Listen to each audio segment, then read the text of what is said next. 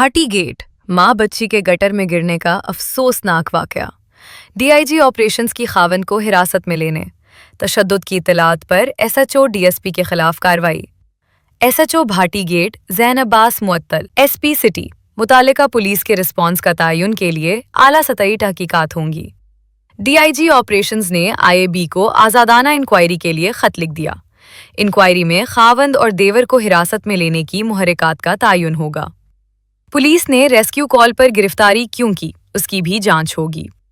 وزیر اعلیٰ پنجاب کی ہدایت کے مطابق اے آئی بی کو جلد از جلد تحقیقات مکمل کرنے کی سفارش۔ ریسکیو آپریشن کے دوران پولیس ایکشن کیوں ہوا، اس کا بھی تعین ہوگا۔